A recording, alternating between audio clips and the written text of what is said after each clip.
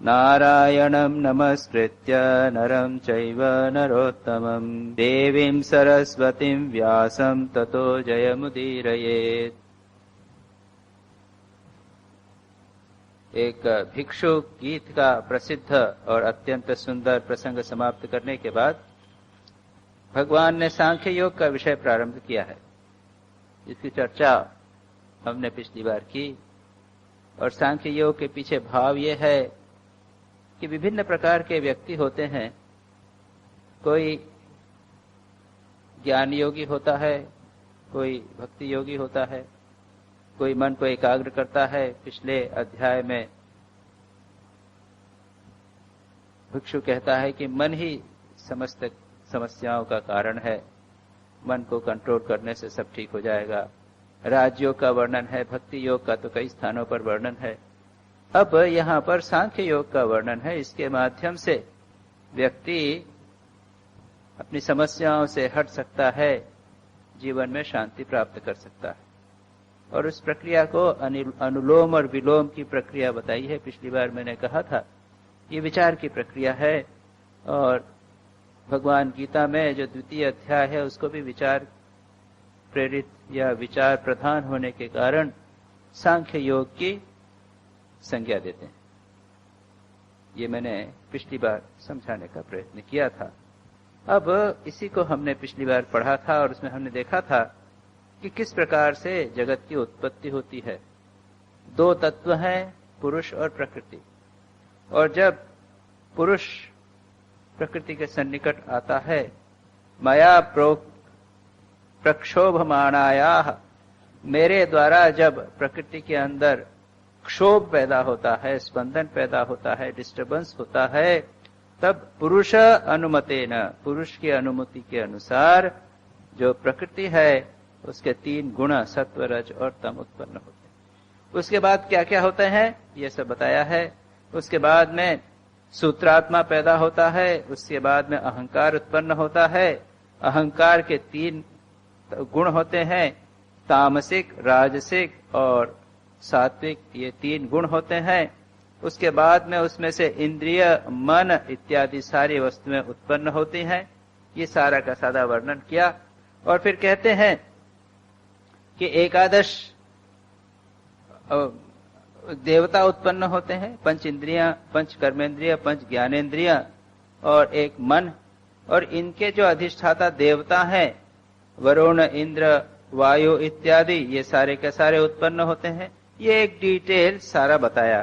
फिर यह भी कहा कि ये सारा का सारा तत्व एक अंडे के रूप में रहता है, उसमें फिर मैं विद्यमान रहता हूं। उसके अंदर भगवान कहते हैं तस्मिन अहम समभवत अंडे, उस अंड के अंदर सलिल संस्थितो, उस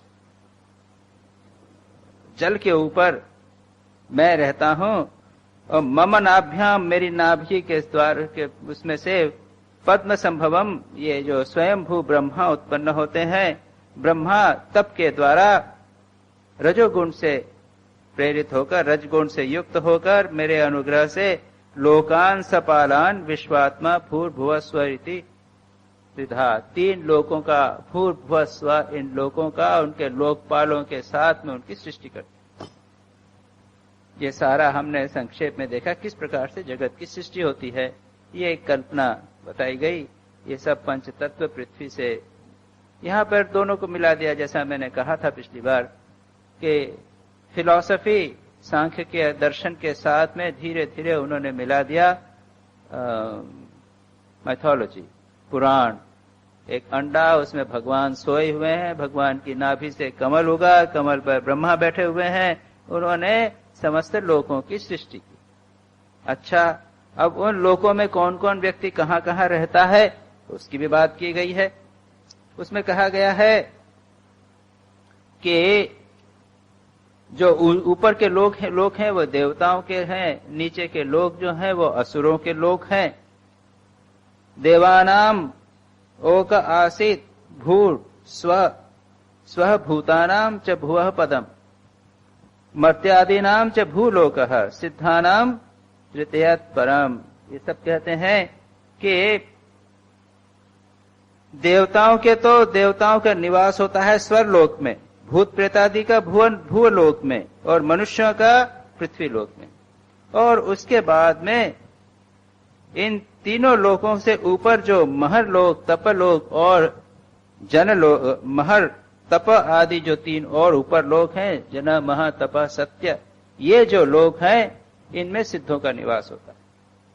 उसके बाद कहते हैं नाग, असुर इत्यादि कहाँ रहते हैं? अतल, सुतल, वितल, तलातल, पाताल इत्यादि, पाताल, रसातल, ये छोर नीचे वाले लोग में नाग और असुर इत्यादि रहते हैं।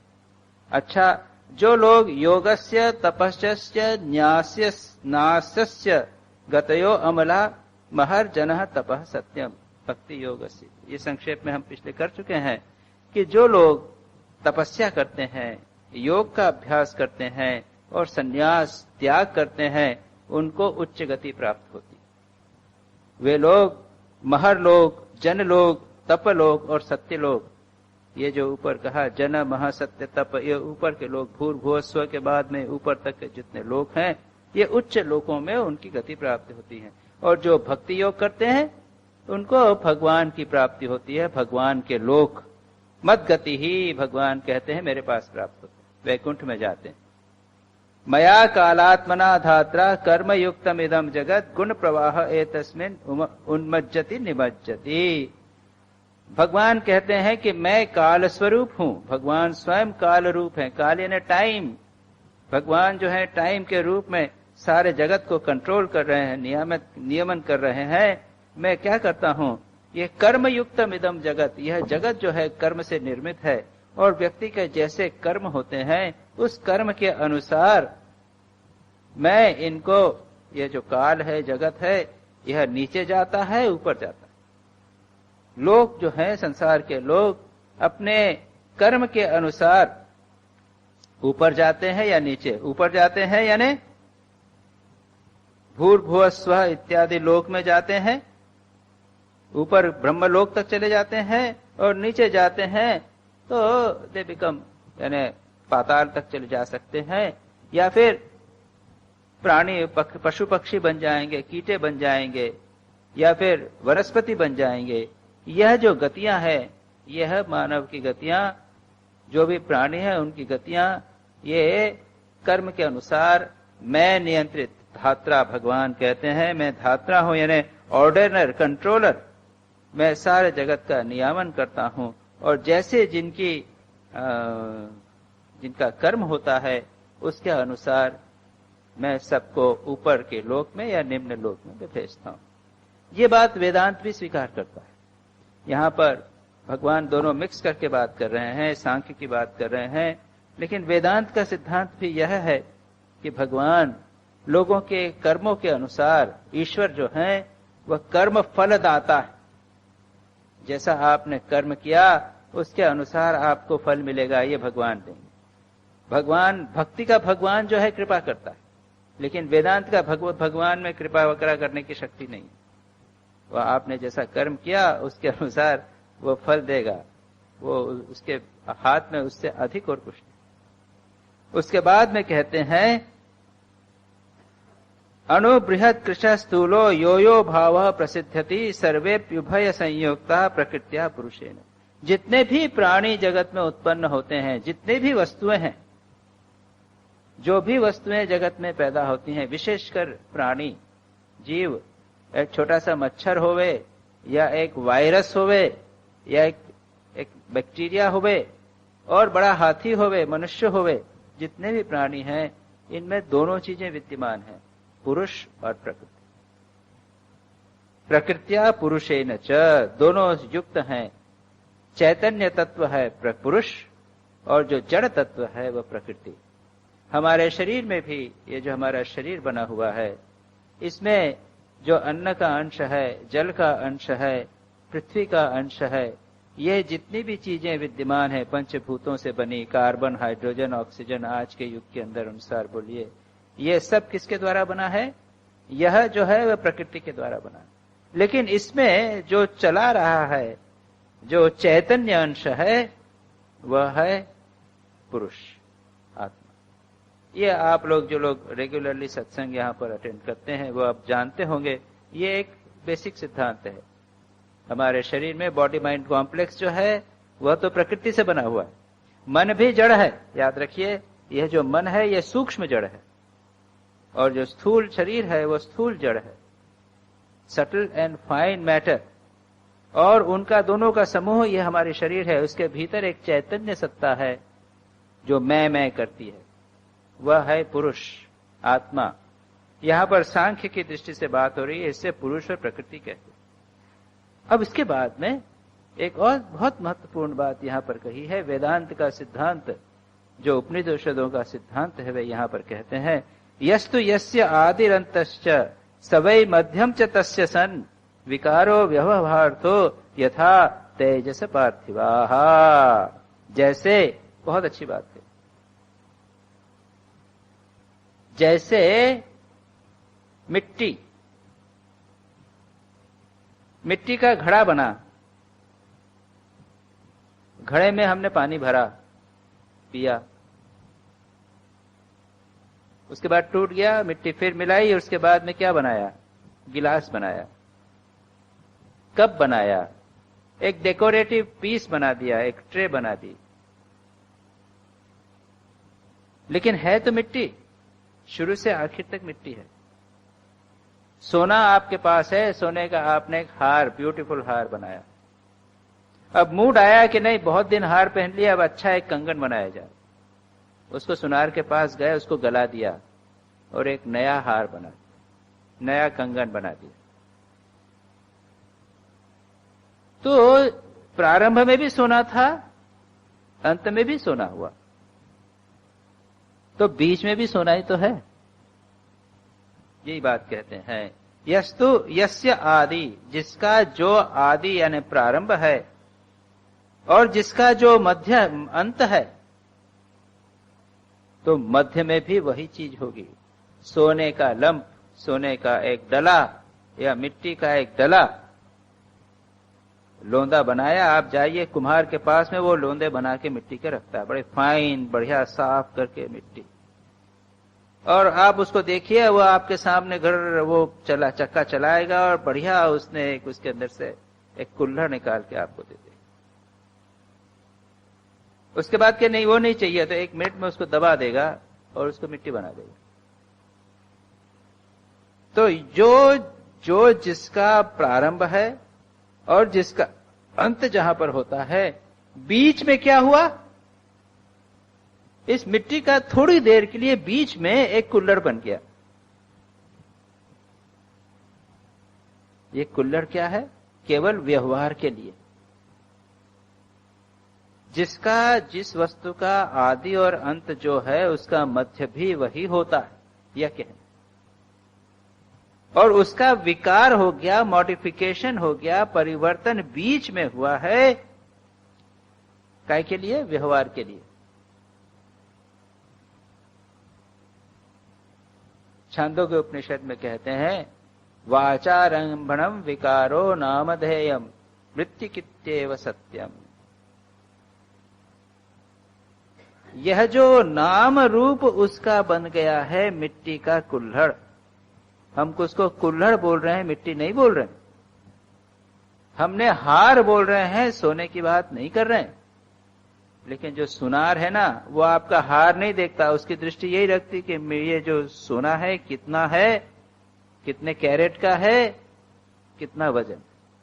वो हार को देखता ही नहीं, हम हार को देखते। तो जो वस्तु प्रारंभ में जो है और अंत में जो होगी, मध्य में भी वही होती है। मध्य में केवल विकार होता है, मॉडिफिकेशन होता है, काय के लिए? व्यवहार के लिए। और 2 दृष्टांत यहां पर दिए, सोना और मिट्टी। यद उपादाय पूर्वस्तु भावो विकुर्वते अपरम आदिरंतो यदा यस्य तत्सत्यम अभिधीयते।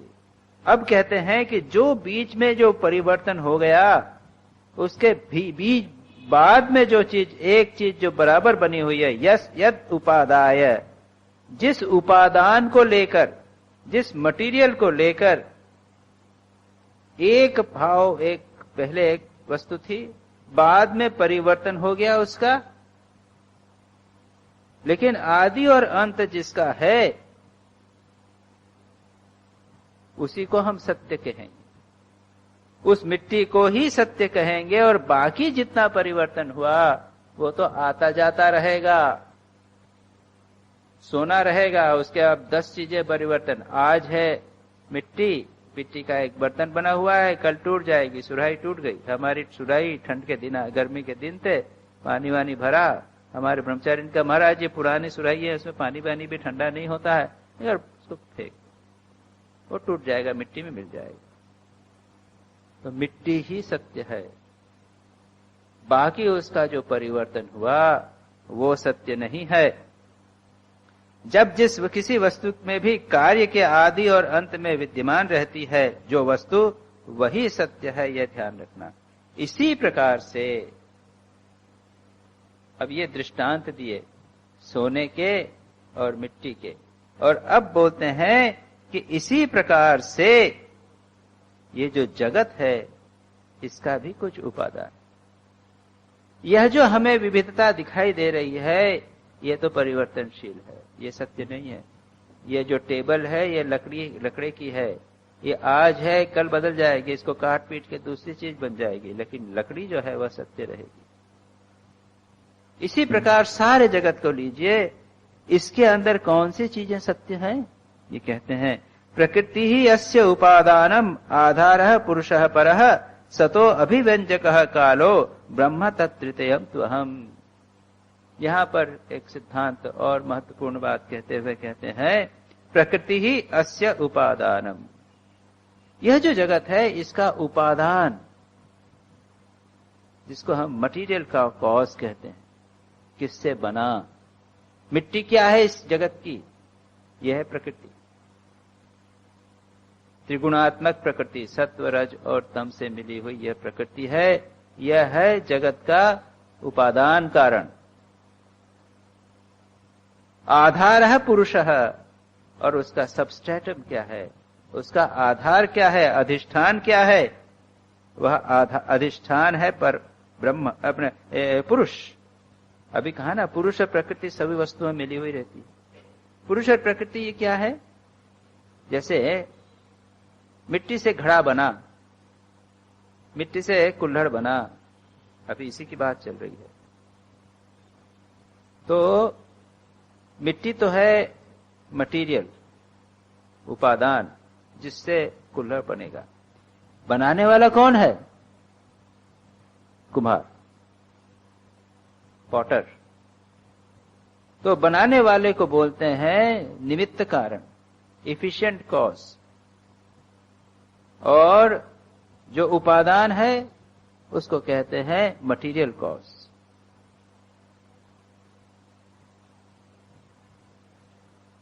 तो जिस प्रकार से ये इसके बाद में कहते हैं, ये जो परमात्मा है, पुरुष है, ये तो उसका उपादान, ये उसका आधार है, जैसे मटेरियल एफिशिएंट कॉज है, ये कैसे। और तीसरी चीज, एक और चीज है सतः अभिव्यंजकः, इसको प्रकट करने वाला एक और वस्तु है, वो है काल, टाइम। ये काल सदा विद्यमान है, टाइम जिसे कह सकते हैं। भगवान गीता में कहते हैं कालो हम लोक क्षय कृत प्रवृत्ता, मैं जगत के और नाश करने के लिए मैं प्रवृत्त हुआ हूं, सबको नष्ट कर दूंगा इत्यादि, मैं काल हूं। काल का अर्थ है टाइम। किसी भी वस्तु को पैदा करने में कुछ समय लगता है। प्रकृति से, जो त्रिगुणात्मिका प्रकृति है, उससे इस जगत की सृष्टि में कुछ समय लगता है।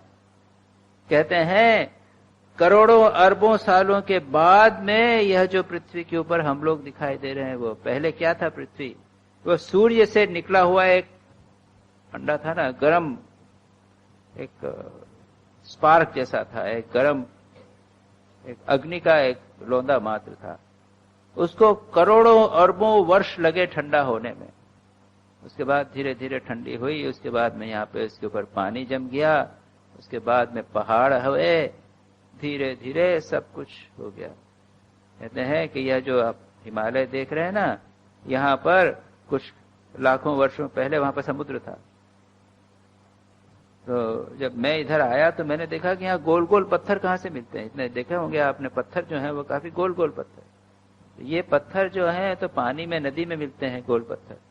जैसे नर्मदा पे आप जाइए तो नर्मदा के अंदर जाके आप देखेंगे तो गोल गोल पत्थर। कहते हैं नर्मदा के जितने पत्थर सबके सब शिव शंकर। कहावत ऐसी है कि जो बाणासुर था ना, बाणासुर, उसके 1000 हाथ थे और वो प्रतिदिन 1000 हाथों से शिवलिंग का निर्माण करके बनाता था और उनकी पूजा करता था और पूजा करके उसको नर्मदा में डाल देता था। तो नर्मदा के जितने पत्थर हैं उसमें से कोई भी उठा लीजिए, उसको कहते हैं बाणेश्वर शिव होते हैं, नाम सुना होगा। उसको प्रतिष्ठा करने की जरूरत नहीं है, प्राण प्रतिष्ठा नहीं है। नर्मदा से कोई भी पत्थर गोल अगर मिल जाए उसको ले आइए और वहां पर जमा कर रख दीजिए, बस प्राण प्रतिष्ठा नहीं, क्योंकि वो प्रतिष्ठा हो चुकी है। बाणेश्वर ने उसकी ऑलरेडी प्रतीक्षा कर। लेकिन देखेंगे गोल हो गए। तब इधर देखा मैंने तो बड़े बड़े पत्थर गोल हैं। हिमालय में कहां से हो सकता है इस तरह का? या नहीं, हजारों साल, लाखों साल पहले यहाँ हिमालय में समुद्र था और समुद्र के थप्पड़ों के कारण यहाँ के जो पत्थर हैं वो सब गोल हो। तो काल, टाइम लगता है कोई चीज होने में, परिवर्तन होते रहते हैं। पहले क्या रहेगी प्रकृति, अनमैनिफेस्टेड प्रकृति, उसमें कोई परिवर्तन नहीं, केवल 3 गुणों का मिक्सचर। उसके बाद में प्रकृति धीरे धीरे इस जगत का उसने रूप लिया। तो इस जगत के उत्पत्ति में 3 चीजों को बताया। कारण, एक प्रकृति जो है उपादान कारण, दूसरा है पुरुष जो निमित्त कारण, और तीसरा है काल। तात्पर्य यह है कि सारे जगत का वास्तविक रूप यही है। जिस प्रकार मिट्टी का रूप, मिट्टी के बने हुए बर्तनों का में जिस प्रकार से मूल रूप से विद्यमान मिट्टी ही, उस प्रकार से। उसके बाद में कहते हैं सर्गः ठीक है, उसके बाद कहते हैं सर्गः प्रवर्तते तावत् पौर्वापर्येण नित्यशः महान गुण विसर्गार्थः सित्यंतो यावदीक्षणम। यावदीक्षणम, भगवान कहते हैं कि मैं जब ईक्षण करता हूं, तदेक्षत, उपनिषद में आता है, एकोहम बहुश्याम। भगवान के मन में इच्छा है कि मैं अकेला हूं, उनको अच्छा नहीं लगता। भगवान अकेले थे, उनको अच्छा नहीं लगता, तो उन्होंने कहा कि एकोहम बहुश्याम, और हो जाऊं, दूसरा कुछ हो जाऊं। तदेक्षत, उन्होंने ईक्षण किया, संकल्प किया, देखा। अपनी इच्छा से क्या हुआ? सर्गः प्रवर्तते, जगत की उत्पत्ति हुई। और कैसे होता है यह? पौर्वापर्येण नित्यशः, कार्य कारण के रूप में। पहले कोई कार्य हुआ, उसका कारण हुआ, वह कारण जो है वो दूसरे कार्य का कारण, दूसरे कारण का कार्य बन गया। एक प्रोसेस चलती है। एक पिता, उसका एक पुत्र हुआ, तो पिता है कारण, पुत्र है कार्य। अब यह जो पुत्र है यह पुनः कारण बन जाएगा एक दूसरे पुत्र का। एक वृक्ष है, उससे फल हुआ, उस फल का जो बीज है वह पुनः एक वृक्ष का कारण बन जाएगा। इसको कहते हैं पूर्वापर, एक के बाद एक दूसरा। यह जो एक सर्ग है, यह इसको कहते हैं साइकिल, जो प्रवर्तते, इस तरह का नित्य होता रहता है। और जब तक होता है, कब तक रहता है? जब तक मेरी इच्छा बनी रहती है। सर्गः प्रवर्तते तावत् पौर्वापर्येण नित्यशः महान विसर्ग गुणार्थ, विसर्गार्थ यानी किसके लिए? जीव की एक्सपीरियंस के लिए। ये मैंने बताया भी था कि ये प्रकृति ये सब क्यों करती है। ये मानव के जो जीव है उसके भोगापवर्गार्थम, भोग और अपवर्ग, ये जो माया है, ये प्रकृति है, ये जीव को फंसाती है। संसार में फंसाती है, उसके बाद निकालती, और जहां जैसी थी वहां से, जहां से आए थे वहां पे छोड़ दी। तो भाई वहीं पहले जो था वहीं पे ठीक था? नहीं, पूरा एक्सपीरियंस होना चाहिए। जब पूरा एक्सपीरियंस हो गया तब पक्का हो के जो जैसा है वहां पे बैठ जाए। तो यहां पर यही कहते हैं गुण विसर्गार्थ एक्सपीरियंसेस ऑफ द फोर, जीव के अनुभव के लिए, तब तक जीव के कर्म भोग के लिए ये कारण कार्य रूप से, पिता पुत्रादि के रूप से ये सृष्टि का चक्र निरंतर चलता रहता है जब तक भगवान की इच्छा होती है।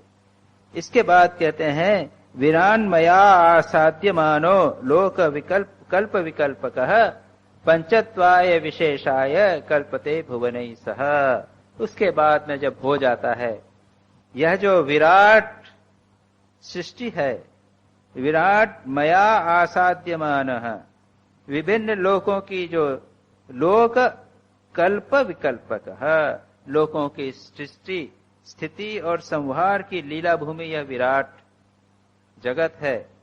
जब भगवान काल का रूप लेते हैं तब क्या होता है? काल के रूप में जब विद्यमान रहते हैं तब वो क्या कहें? पंचत्वाय कल्पते विशेषाय, विशेष रूप से ये करते हैं। जब पूरा हो गया तब ये सोचते हैं कि जगत की अब अंत भी होना चाहिए। अभी बताया कैसे सृष्टि उत्पन्न हुई, बता रहे थे ना आपको। और उसके बाद मुख्य बात ये बताइए कि जो सृष्टि उत्पन्न हुई है, ये बाहर जगत दिख रहा है लेकिन उसमें तीन चीजें महत्व की हैं। वो है प्रकृति, पुरुष और काल। इन तीनों से जगत की सृष्टि हुई है। उसके बाद में कहते हैं कि यह जो जीव जगत है जो मेरे द्वारा व्याप्त है, जिसमें जन्म और मरण इत्यादि प्राणियों के हो रहे हैं, तब यह अंत में एक स्थिति आ जाती है जब प्रलय का समय आ जाता। तब क्या होता है? प्रलय होता। अब उत्पत्ति जैसे हुई थी ठीक उसी प्रकार से प्रलय होता। क्या कहते हैं? अन्ने प्रलीयते मर्तम अन्नम धानासु लीयते धाना भ्रमो भूमो प्रलीयते प्रलीयन्ते भूमि गंधे प्रलीयते अप्सु प्रलीयते गंधः आपश्च स्वगुणे रसे लीयते ज्योतिषी रसो ज्योति रूपे प्रलीयते रूपम वायो सच स्पर्शे लीयते सोपि चांबरे अंबरम शब्द तन्मात्रम इंद्रियाणि स्वयोनिषु। तैत्तिरीय उपनिषद में भी कुछ इसी प्रकार से वर्णन किया गया है जगत की उत्पत्ति कैसे होती है। क्योंकि आकाशात वायो वायोरग्नि रग्ने आपः अद्भ्य पृथ्वी पृथ्वीव्याम औषधि औषधिभ्यः अन्नम अन्नात् पुरुष। क्या कहा? ततो आकाशः उत्पन्न। सबसे पहले आकाश की उत्पत्ति। आकाशात वायु, आकाश से वायु, वायोरग्नि, वायु से अग्नि की उत्पत्ति, अग्नि से आपः, जल की उत्पत्ति, आपः औषधिभ्यः, औषधि न वनस्पति, औषधिभ्य अन्नम, अन्न उत्पन्न होता है, अन्न से पुरुष, अन्न ने पुरुष ने खाया, अन्नात् पुरुषः। ये एक कंटिन्यूअस जगत की उत्पत्ति इस प्रकार से हुई। यहां पे बताया गया था, यहां पे हमने देखा क्या कहा था? वह सूत्रात्मा हुआ, उसके बाद में अहंकार हुआ, उसके बाद पंच तन्मात्रा इत्यादि सब हुआ था। लेकिन तैत्तिरीय उपनिषद ने इस प्रकार से कहा सूक्ष्म पदार्थ से धीरे धीरे धीरे स्थूल की उत्पत्ति होती है, और जब प्रलय होता है तब स्थूल पदार्थ धीरे धीरे सूक्ष्म में विलीन हो। Exactly the same process reversed, विपरीत दिशा में क्या होता है? यहां पर यही बात कही गई, अन्य प्रलीयते मर्त्यम। मरणशील जो प्राणी है, जीव है, वह क्या होता है? शरीर मर गया, हमने क्या किया? जला दिया, तो क्या आ गया? मिट्टी हो गया। मिट्टी कहते हैं ना, मिट्टी बसते ना, अरे मिट्टी हो रही, कि मिट्टी की व्यवस्था कर दो। अगर आप गाड़ देंगे तो जमीन में तो वो मिट्टी हो जाएगा, सलील में पानी में छोड़ देंगे तो मछलियां खा जाएंगी, वहां सब खत्म हो जाएगा, और जला देंगे तो खराक हो जाएगी। मिट्टी मिट्टी में मिल गई। अन्य प्रलीयते मर्त्यम, अन्न क्या होता है? अन्न जो है रस, रस जो है वो अग्नि में विलीन होता है। अग्नि ज्योति में, अग्नि का जो तन्मात्र है या अग्नि का जो गुण है वो ज्योति में लीन होता है। वह जो रूप है, ज्योति या रूप, वह वायु में विलीन होती है। वह स्पर्श में, वायु का गुण है स्पर्श, स्पर्श में तन्मात्र में विलीन होता है। वह आकाश में विलीन होता है। आकाश शब्द तन्मात्रा में विलीन होता है। और इंद्रियां जो हैं वह अपने अपने योनियों में, अपने अपने कारण में विलीन हो जाती हैं। इस प्रकार से स्थूल जो है वह सूक्ष्म में विलीन होते जाते हैं। उसके बाद इंद्रियां जो हैं अपने योनि यानी उनकी जो देवता हैं, जिसे कहा ना सभी इंद्रियों के देवता हैं, नेत्र का देवता अग्नि है तो अग्नि देवता में विलीन हो गई। कर्ण का देवता जो है वो शब्द आकाश है, आकाश उसमें विलीन हो गया। इस प्रकार से सब एक दूसरे में विलीन होते हैं। और जो योनि वैकारिके सौम्य लीयते मनसीश्वरे शब्दो भूतादिमप्येति भूतादिर महति प्रभु। इसी प्रकार से विस्तार से वर्णन करते हुए कहते हैं कि रूप वायु में, वायु स्पर्श में, स्पर्श आकाश में तथा आकाश शब्द तन्मात्र में लीन होता है। इंद्रियां अपने कारण देवताओं में और अंततः राजस अहंकार में इंद्रियां समा जाती। राजस अहंकार अपने नियंता सात्विक अहंकार रूप मन में, शब्द तन्मात्रा पंचभूत के कारण तामस अहंकार में, और सारे जगत को मोहित करने वाले त्रिविध अहंकार जो है वो किससे उत्पन्न हुए थे? महत्तत्व से विलीन उत्पन्न हुए थे। ये सब अहंकार जो है वो महत्तत्व में विलीन। तो रिवर्स प्रोसेस के अंदर सब कुछ लीन हो जाता है। ज्ञान शक्ति और क्रिया शक्ति प्रधान महत्तत्व, आप लोगों ने अगर देखा होगा इसमें यहां पर आया था, ये चौथे और पांचवें श्लोक में आया था, वही बात यहां पर कहते हैं। वहां से उत्पन्न अहंकार उत्पन्न हुआ था, महत्तत्व उत्पन्न हुआ था। और महत्तत्व में दो चीजें थी, ज्ञान शक्ति और क्रिया शक्ति। ये ज्ञान शक्ति और क्रिया शक्ति युक्त अहंकार जो है महत्तत्व है, वह अपने कारण जो तीन गुण है, सात्विक राजसिक तामसिक, इन तीन गुणों में विलीन हो जाता है। गुण अव्यक्त प्रकृति में और प्रकृति अपने प्रेरक अविनाशी काल में लीन हो जाती है। This is the process of involution, जिसे आप प्रलय कहिए, रिवर्स प्रोसेस होती है। काल मायामय जीव में और जीव मुझ अजन्मा आत्मा में विलीन हो जाता है। आत्मा परमात्मा, अल्टीमेटली जो आत्मा है वो परमात्मा में लीन रह जाता है। केवल एक वस्तु आत्मा अपने स्वरूप में स्थित होता है, वह उपाधि रहित अपने स्वरूप में स्थित रहता है।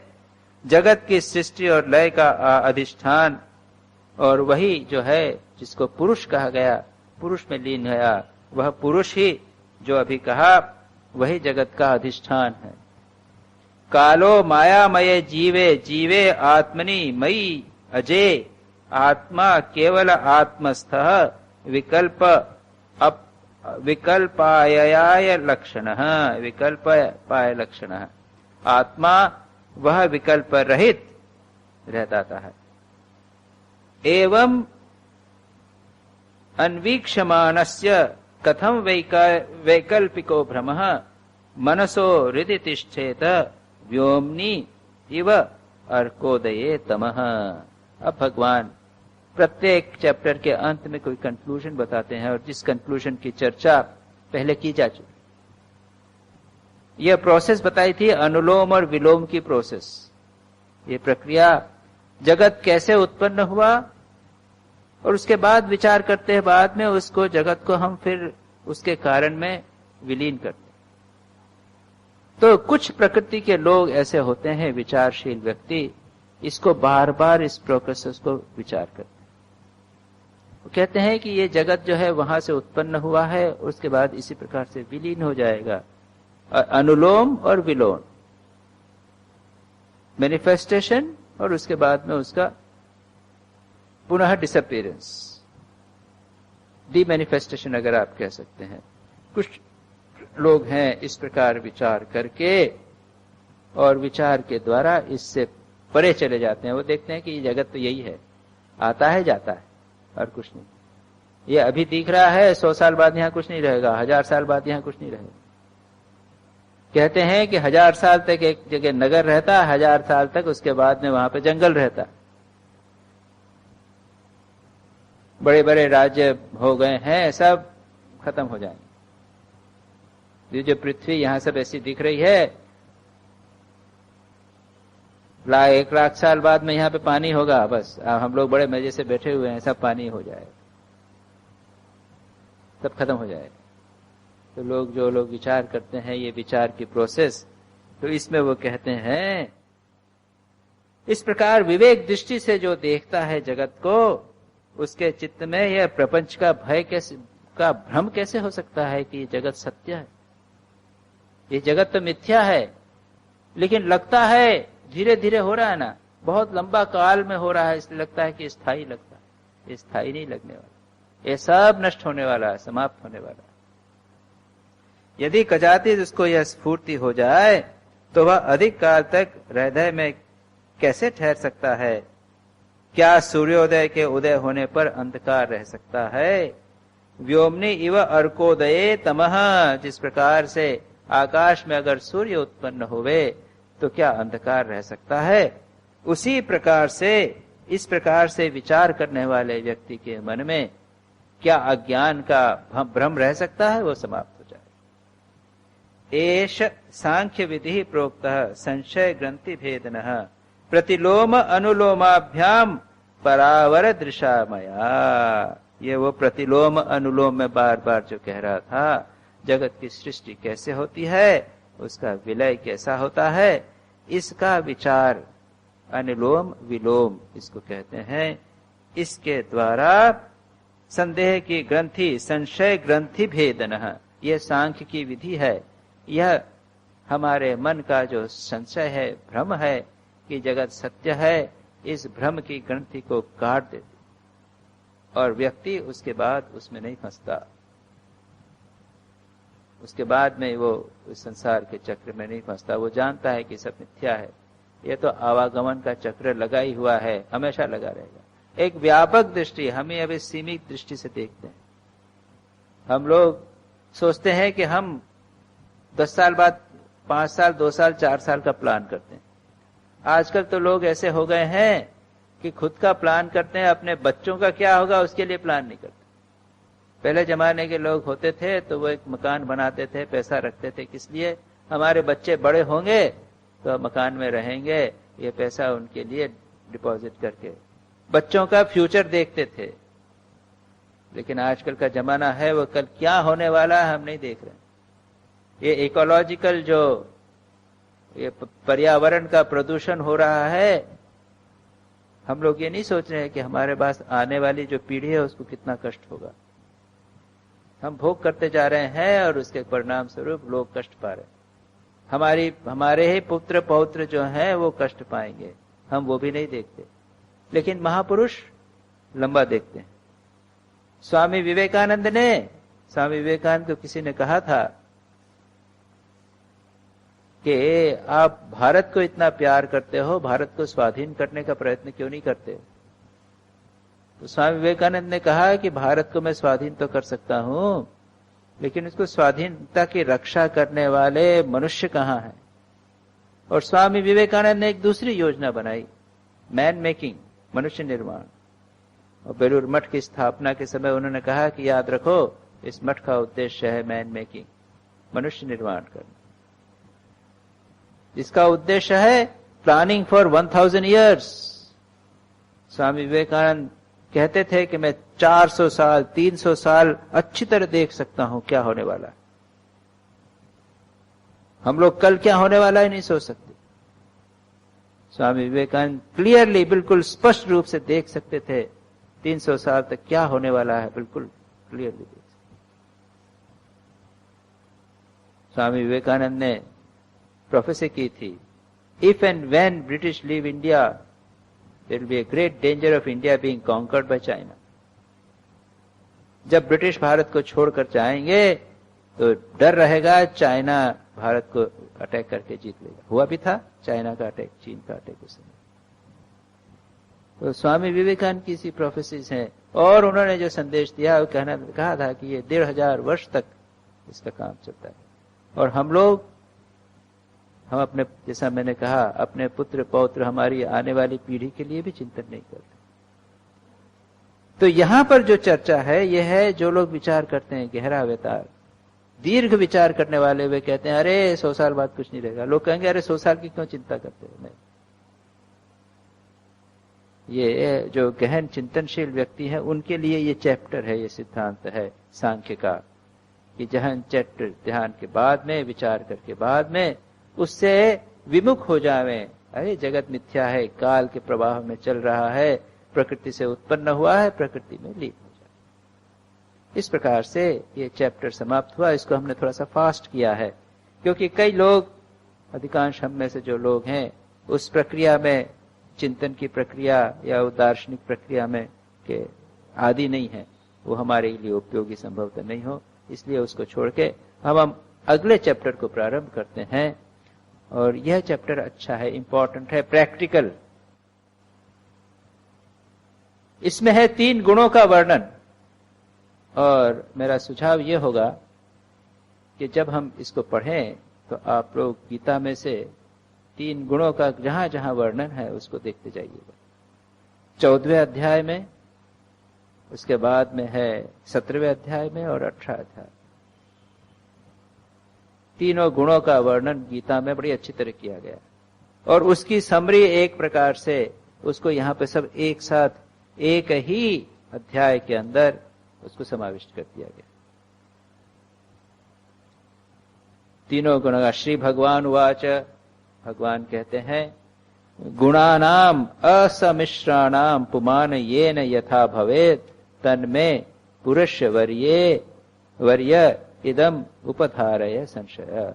हे पुरुष प्रवर उद्धव, पुरुष वर्य, पुरुष श्रेष्ठ है उद्धव, प्रत्येक व्यक्ति में अलग अलग गुणों का प्रकाश, गुणानाम अमिश्राणाम, असमिश्राणाम, गुण मिले हुए न हो। सत्व, रज और तम, ये 3 गुण हम लोगों में मिले हुए रहते हैं। लेकिन अगर सत्वगुण, शुद्ध सत्वगुण हो तो क्या लक्षण होगा? शुद्ध रजोगुण हो तो उसका क्या लक्षण होगा? यह तुम मुझसे सुनो। कैसा होता है सो सुनो। उपधारय संशतः, संक्षेप में मैं तुम्हें ये बताता हूं, उसे तुम सावधानी से सुनो। और सुनने का उद्देश्य यह है कि हमारे जीवन में सत्व की वृद्धि कैसे होगी, हमारे जीवन में क्या हो रहा है, हम तमोगुणी हो रहे हैं या रजोगुणी हो रहे हैं, इसको जज करना, और तमोगुण को रजोगुण से जीतना, और अंत में रजोगुण को सत्वगुण से जीतकर सत्व में प्रतिष्ठित हो जाना, यह उद्देश्य।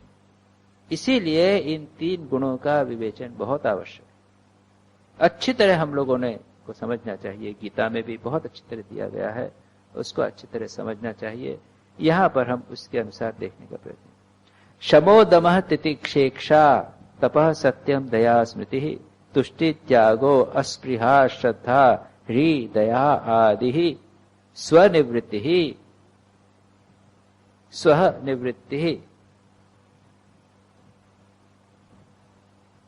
ये जो है पहले उन्होंने एक पहले वाले श्लोक के अंदर रजोगुण का वर्णन किया है, सत्वगुण का वर्णन किया है।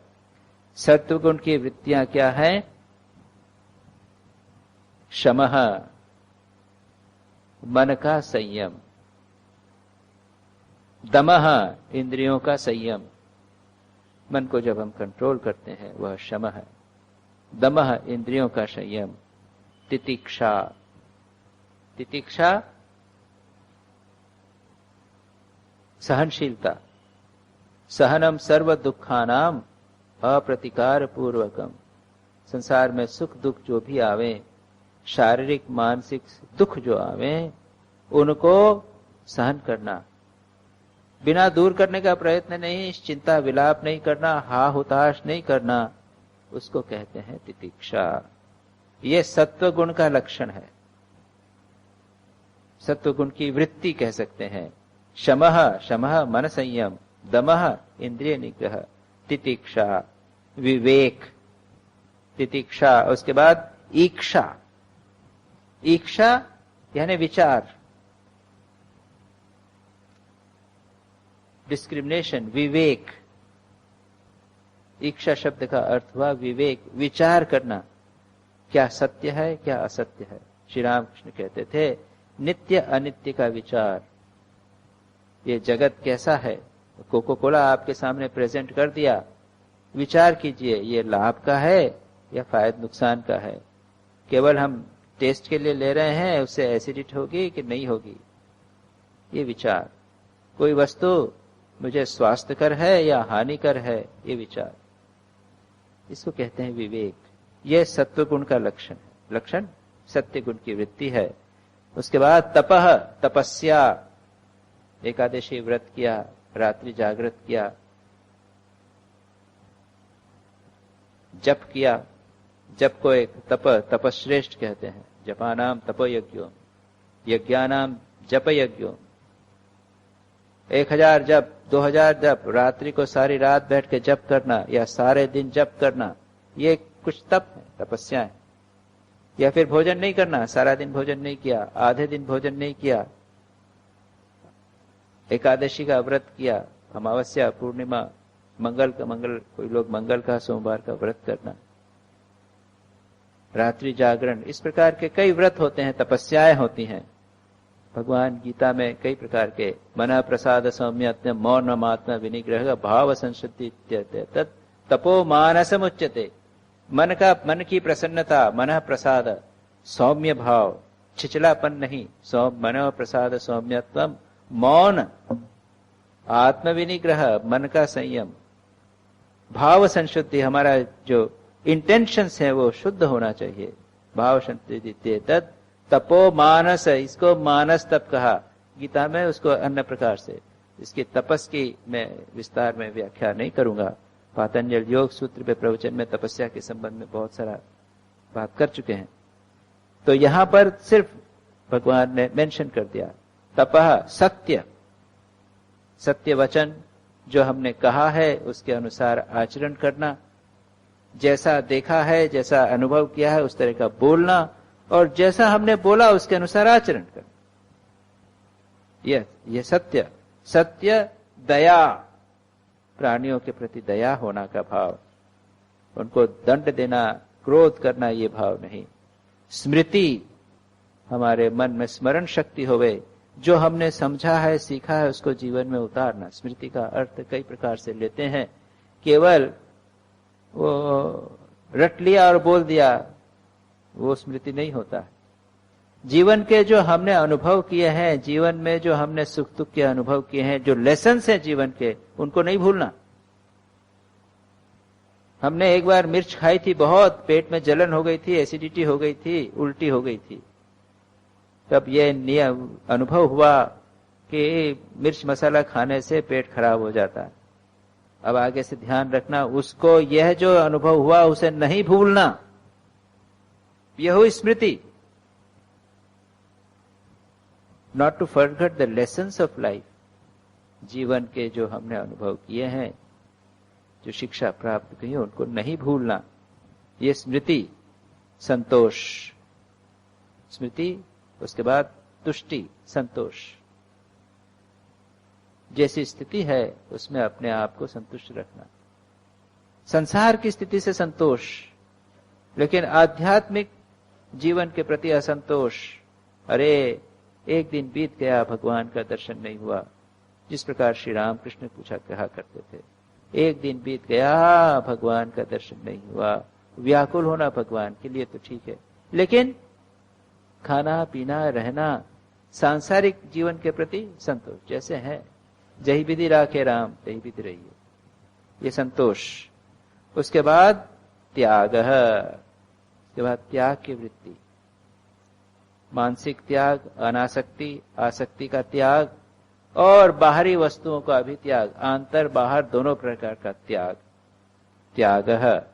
फिर कहते हैं अस्पृहा, संसार के विषयों के प्रति इच्छा नहीं, ये चीज चाहिए वो चाहिए, एक कार हो गई ना एक और कार चाहिए, एक टीवी हो गया तो वो सीडी प्लेयर भी चाहिए, वीसीडी प्लेयर भी चाहिए, या फिर फलानी चीज चाहिए, बहुत सारी हमारी इच्छाएं, स्पृहाएं। अस्पृहा, स्पृहा नहीं होना, ये हुआ अस्पृहा। उसके बाद में श्रद्धा, भगवान के प्रति, भगवान में श्रद्धा, अपने गुरु के जो कहा उसमें श्रद्धा, जो शास्त्रों में कहा है उसको सत्य मानना। श्रद्धा क्या है? शास्त्रस्य गुरुवाक्यस्य सत्य बुद्धि अवधारणम, ये श्रद्धा। उसके बाद लज्जा, लज्जा यानी री बोलता है, लज्जा यानी पाप कर्म से संतो सावधान, जहां कहीं भी बुरा कर्म करने की वृत्ति आवे उससे न बाबा हम नहीं लेते। ये लज्जा एक प्रकार से गुण है। लोग बिना, जिसे कहते हैं ना शेमलेसली डूइंग समथिंग, निर्लज्ज होकर कोई बुरा काम करते हैं लोग, इस प्रकार से नहीं, लज्जा होना। कोई बुरा काम करने के पहले घबराना, नहीं बाबा मैं नहीं करूंगा। जब बुरा काम होता है तो सिर नीचा कर लेना। हमारे मन में ये भाव, इसको कहते हैं लज्जा। फिर री दया, री श्रद्धा, री दया आदि ही स्वनिवृत्ति ही। उसके बाद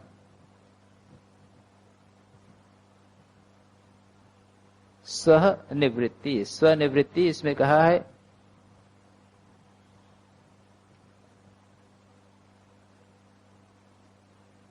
दया क्या है, उसके बाद में री दया आदि, उसके बाद आदि में बहुत सारे कर दिए। And taking pleasure in the स्वनिवृत्ति ही, अपने में आनंद प्राप्त करना, स्वयं में ही आनंद।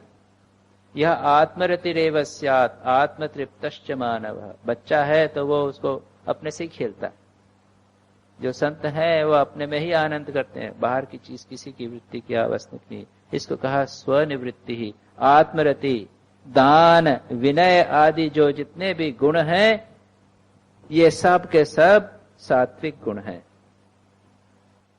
इसके बाद में कहते हैं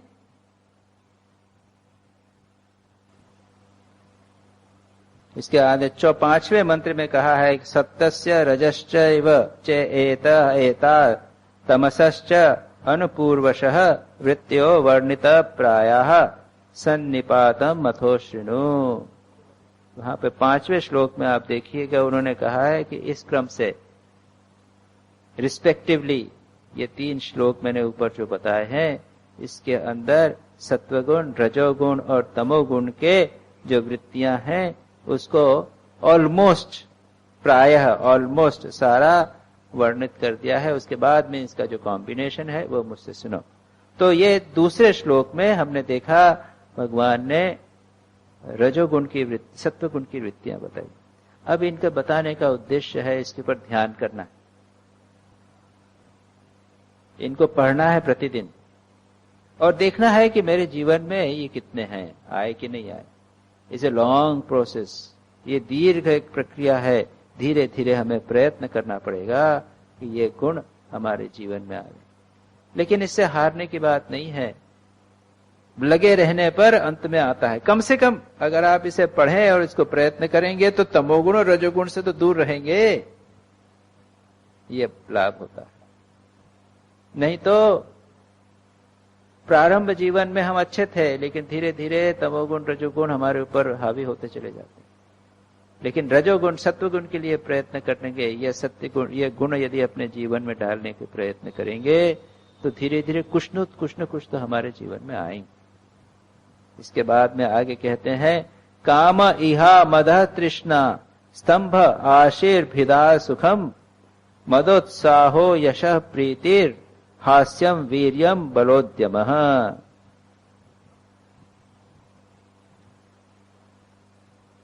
ये है रजोगुण की वृत्तियां। क्या है? कामः, इच्छा, कामनाएं, वासनाएं बढ़ती चली जाती।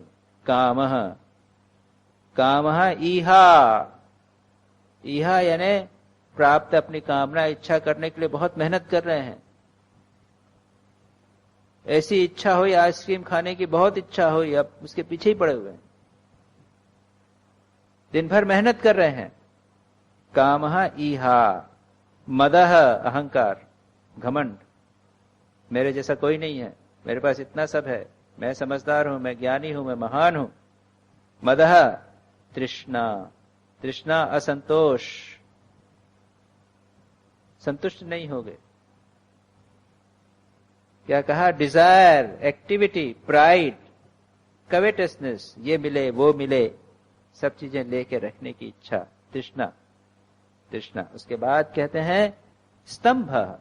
स्तंभ यानी जिसे कहते हैं अकड़, बहुत अकड़ीला, बात नहीं करता, मानेगा नहीं किसी की बात, बिल्कुल अकड़े हुए हैं, अकड़। इंग्लिश में कहते हैं हॉटीनेस, किसी की बात सुनता नहीं, अपनी बात पकड़ा हुआ है, समझता भी नहीं, इसको कहते हैं स्तंभ। फिर आशी ही, आशी याचना करना, देवताओं से प्रार्थना करना, प्रभु मुझे धन दे दो, मुझे मकान दे दो, मुझे पुत्र दे दो, नाम यश दो, इसको कहते हैं आशी। फिर कहा भिदा और सुखम, संसार की समस्त वस्तुओं को भिन्न भिन्न देखना, भेद बुद्धि, ये धनी है, ये गरीब है, ये दुश्मन है, ये मित्र है, ये जो भेद बुद्धि, संसार की समस्त वस्तुओं के प्रति भेद बुद्धि, ये अच्छा है या बुरा, इसको कहते हैं भिदा। फिर सुखम, सुखम भोग, ये संसार के विषयों को भोग करने की इच्छा, सुखम। फिर कहते हैं